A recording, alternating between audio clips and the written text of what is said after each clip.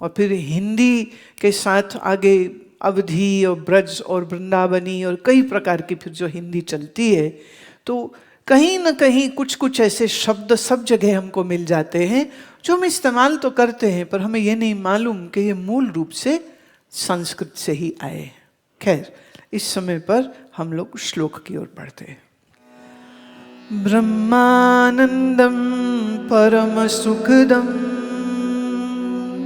बोलिए, ब्रह्मानंदम परम सुखदम केवलम ज्ञानमूर्तिम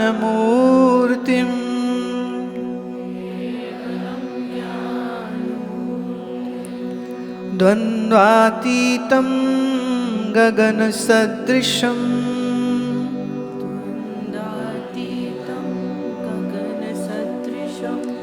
तत्त्वमस्यादिलक्ष्यम्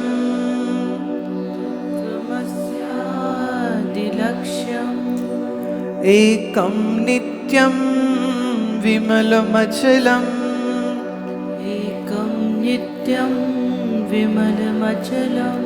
सर्वधी साक्षिभूतं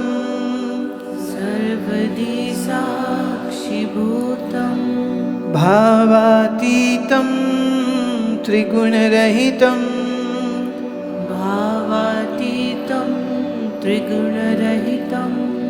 सद्गुरुं तं नमामि।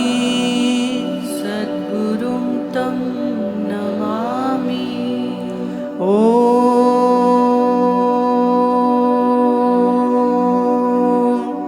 शांति शांति शांति।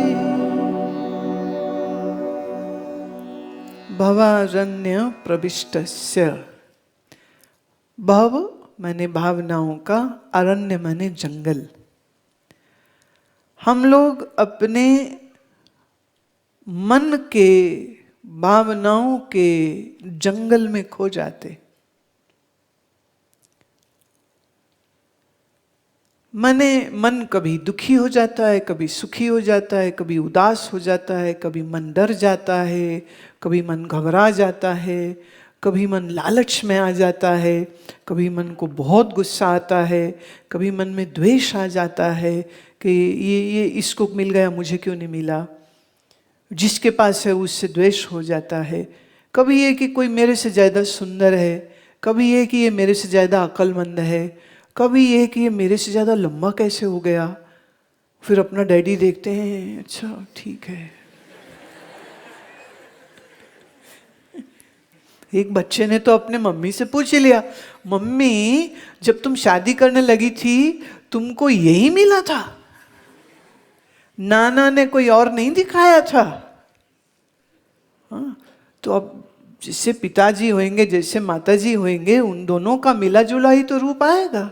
पर यह कि मन में कभी आ जाता है, अरे हम लंबे क्यों नहीं हैं, हम गोरे क्यों नहीं हैं।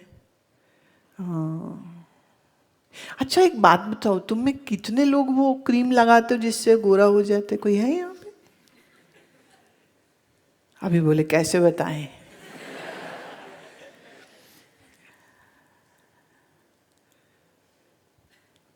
किसी को लगता है हम छोटे क्यों रह गए, हम लंबे हो जाते।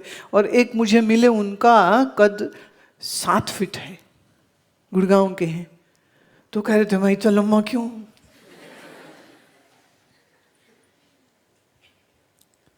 मैं तो फिर तुम्हें लंबा होने से पहले रुक जाना चाहिए था कि बस नो मोर। बोले तो बस में ही नहीं, बस लंबा ही होता चला गया। डॉक्टर को भी दिखाया, मैं लंबा क्यों हो रहा हूं। बोले तो कोई प्रॉब्लम नहीं है, आपका शरीर ही ऐसा है, so be happy with it, but nobody is happy with what they have. Problem यह है कि हमारा मन जो है, उसकी आदत है, ये कभी खुश रहना नहीं चाहता। उस दिन एक लड़की को मैं मिली, बहुत डिप्रेस। क्यों डिप्रेस है? पता चला कि 98% मार्क्स आए हैं उसके। मैं 98% मार्क्स आए हैं और दुखी है कहती नहीं वो इसलिए है क्योंकि उसकी जो बड़ी फास्ट फ्रेंड है उसके 99% आए, तो 1% कैसे कम आ गया? वो 1% की वजह से दुखी है। बात बनती है क्या? अच्छा, वैसे जिनकी बड़ी हाई परसेंटेज आ जाए, मान लिया मैंने, माना उनको शायद एमबीबीएस में जल्दी उनका एडमिशन हो जाएगा या इंजीनियरिंग कॉलेज में उनका एडमिशन हो जाएगा, पर एक सवाल ये उठता है कि लेट मी से, हमारे आर्यभट्ट जी, आर्यभट्ट कहाँ पढ़े थे? किसी अमेरिका तो नाम से भी कोई जगह नहीं थी भाई। कहाँ इंग्लैंड में पढ़े थे? वो तो अभी तो हला हला करते हुए जंगलों में घूम रहे थे। तो ये जो मुल्क है ना, आप प्लीज कभी जब भी वक्त मिले ना, आप हमेशा Bollywood actor actresses, Hollywood actor actresses का बायोग्राफीज पढ़ते रहते हैं, थोड़ा अमेरिका का बायोग्राफी भी पढ़िएगा कि ये देश बना कैसे, और थोड़ा इंग्लैंड का भी इतिहास पढ़िएगा कि ये देश बना कैसे। तो ये जो आप सोचते हैं ना, आपकी सोच पे एक बहुत बड़ा एक गैर शिफ्ट हो जाएगा। इस देश में, भारत देश में, आर्यभट्ट अपने बुद्धि से गणित, सबसे बड़ी चीज 0 डेसिबल का आविष्कार जिन्होंने किया, इस देश में सूर्य सिद्धांत जैसे ग्रंथ लिखे गए। सूर्य सिद्धांत मतलब कि सूर्य की मूवमेंट कैसे होती है, कितनी डिग्री पर मूवमेंट होती है, और जिस डिग्री पे मूवमेंट होती है तो उससे प्रकृति में क्या चेंजेस आती है, और उसकी इक्वेशंस क्या हैं। ये जो ग्रह हैं इनका आपस का जो डिस्टेंस है वो कितना है, धरती से डिस्टेंस कितना है, सूर्य से इनका डिस्टेंस कितना है, आदि आदि इस सब। अब मुझे बताइए उन्होंने कौन से कॉलेज में जाकर के पढ़ाई करी थी? किसी कॉलेज में नहीं। अमेरिका, यूरोप, जर्मनी नाम के तो देश तब थे भी नहीं, पर इतना विकास कैसे हो गया? उसके पीछे एक ही कारण था।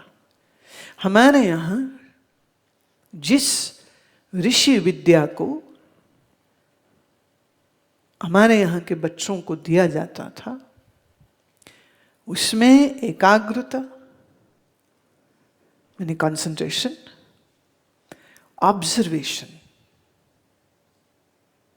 कंसंट्रेशन एंड ऑब्जर्वेशन, ये 2 चीजों पर बहुत काम होता था।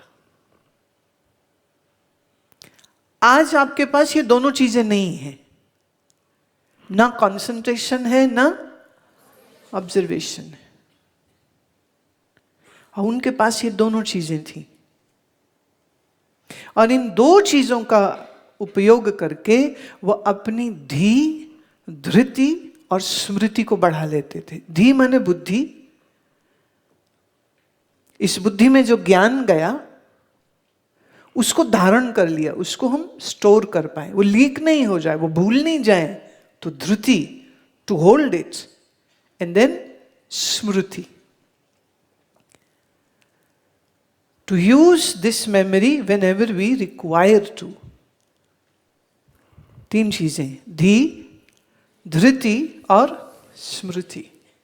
धी माने बुद्धि, धृति माने ज्ञान को धारण करना, और स्मृति माने जब जरूरत हो तो हम उसकी मेमोरी बाहर, स्मृति हम निकाल सके। और धी, धृति और स्मृति किसकी अच्छी हो सकती? जिसके पास क्या है? 2 चीजें, ऑब्जर्वेशन एंड कंसंट्रेशन। जिसके पास ऑब्जर्वेशन और कंसंट्रेशन नहीं है, उसके पास धी, धृति और स्मृति तीनों नहीं होंगे। वो खाली कोचिंग क्लासेस जाएंगे, ट्यूशंस पढ़ने जाएंगे और फिर भी फेल हो जाएंगे। आपके पास बुक्स हैं, आपके पास लाइब्रेरीज हैं, आपके पास टीचर्स हैं, फिर भी मन में कॉन्फिडेंस नहीं है। एग्जाम से पहले डर लगता है, हैं? डरते क्यों हो मुन्ना, बोलो। डर का मतलब यह है कि आपके पास जब ज्ञान नहीं तो ज्ञान का अभिमान नहीं, और फिर उसका बच्चा एक है जिसको कहते निश्चय, फिर वो नहीं होता। जहां ज्ञान नहीं, ज्ञान का अभिमान नहीं, निश्चय नहीं, वहीं डर होता। आप पूरा सिलेबस रट लेते हो, फिर भी क्या नहीं होता? कॉन्फिडेंस। कॉन्फिडेंस क्यों नहीं? ज्ञान का अभाव। ज्ञान का अभाव क्यों हो गया? क्योंकि जो याद करा वो याद रहा नहीं। याद क्यों नहीं रहा? धृति नहीं है। धृति नहीं हुई तो स्मृति नहीं है। और धृति और स्मृति क्यों नहीं है? क्योंकि बुद्धि नहीं है। तो आज के बाद अगर पापा बोले ना अक्कल नहीं है, बोलना हाँ बिल्कुल नहीं।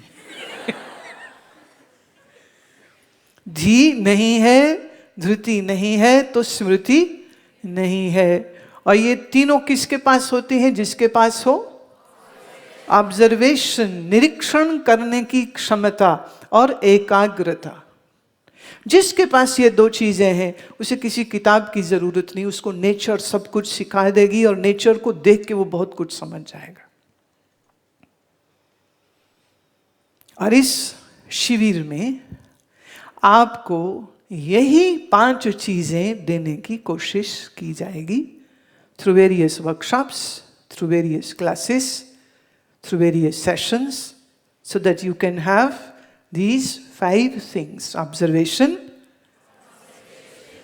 धी, धृति, और जिसके पास ये 5 है वो विजेता है। जब मैं बोलती हूँ विजेता, तो विजेता का मतलब ये नहीं, वो जैसे स्कूल में नहीं होता एनुअल डे पे नाम अनाउंस होगा, सारे बच्चे नीचे बैठे हैं,